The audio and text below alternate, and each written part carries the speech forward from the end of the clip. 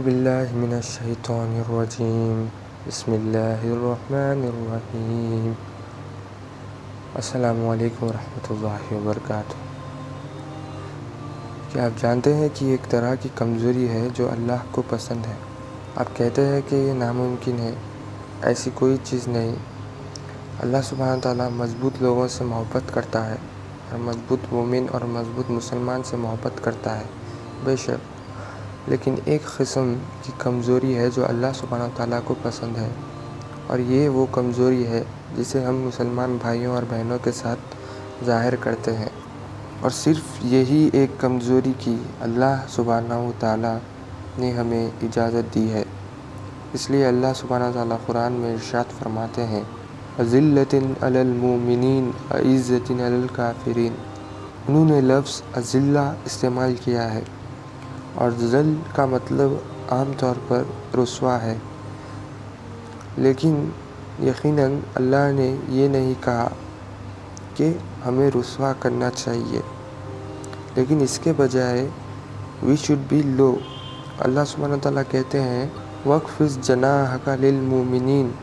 مومنوں کے لیے اپنے بازو کم کرو، لہٰذا آپ کو اوپر رہنے کی کوشش نہیں کرنی چاہیے۔ آپ کو اپنے بھائیوں اور بہنوں کے ساتھ ہمیشہ اعلیٰ بننے کی کوشش نہیں کرنی چاہیے۔ آپ کو ان کے ساتھ کسی حد تک کمزوری کرنے کی اجازت دی گئی ہے۔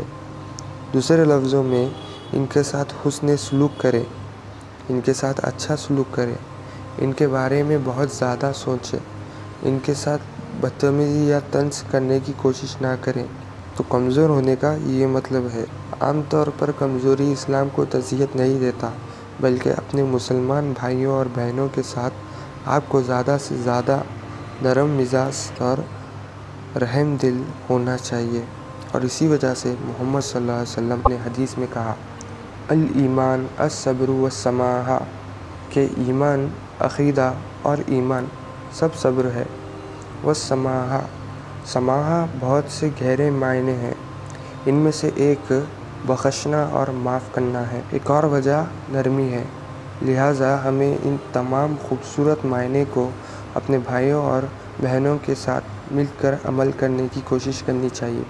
اصلیت یہ ہے کہ مسلمان ایک دوسرے کے ساتھ اس طرح کا سلوک نہیں کرتے ہیں، حتیٰ کہ نبی صلی اللہ علیہ وسلم ہمیں یہ بتا رہے ہیں کہ یہ ایمان کا حصہ ہے۔ اور ایک مشہور حدیث میں آتا ہے کہ ایک دن ایک آدمی باہر نکلا اپنے گھر سے، اور ایسا لگتا ہے کہ وہ کوئی مسئلے کے بارے میں سوچ رہا ہے، تو وہ باہر چلا گیا اور اس نے کہا کہ میں خیرات دے رہا ہوں۔ تو لوگوں نے پوچھا، کس چیز کی خیرات دے رہے ہو؟ تو انہوں نے کہا، پیسے سے نہیں، بلکہ میری عزت اور فخر سے۔ دوسرے لفظوں میں انہوں نے یہ کہا ہے کہ میری عزت اور میرا فخر صدقہ ہے ان کے لیے جو آج میری توہین کرنا چاہتے ہیں۔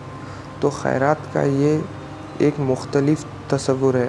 ان کا مطلب یہ کہنا ہے، کسی کو بھی میری توہین کرنے دو، یا کوئی بھی جو چاہے وہ کہنے دو، میں نے انہیں معاف کر دیا ہے اور میں نے انہیں بخش دیا ہے۔ اور اسی وجہ سے اگلے دن نبی صلی اللہ علیہ وسلم نے فرمایا، کون ہے وہ شخص جس نے اپنے ہی وقار کا، اپنے ہی نفس کا اور اپنے ہی فخر کا صدقہ کیا ہے؟ اور اس شخص نے کہا، او اللہ کے رسول، وہ میں ہوں۔ تو رسول اللہ صلی اللہ علیہ وسلم کہتے ہیں کہ اللہ نے آپ کا صدقہ قبول کیا۔ ہم میں سے کتنے یہ کہنے کو تیار ہیں کہ اگر کسی مسلمان بھائی یا بہن نے میرے بارے میں بات کیا ہے اور میری پیٹھ پیچھے برائی کی ہے، میرے بارے میں کچھ غلط کہا ہے یا مجھ پر جھوٹا الزام لگایا ہے، اگر کسی نے بھی میرے ساتھ ایسا کیا ہے تو میں نے انہیں معاف کر دیا ہے، یہ میری طرف سے ان کے لیے صدقہ ہے۔ یہی ایک ایسی کمزوری ہے جو اللہ سبحانہ تعالیٰ کو بہت عزیز ہے، اور وہ بہت یہ چیز کو پسند کرتے ہیں۔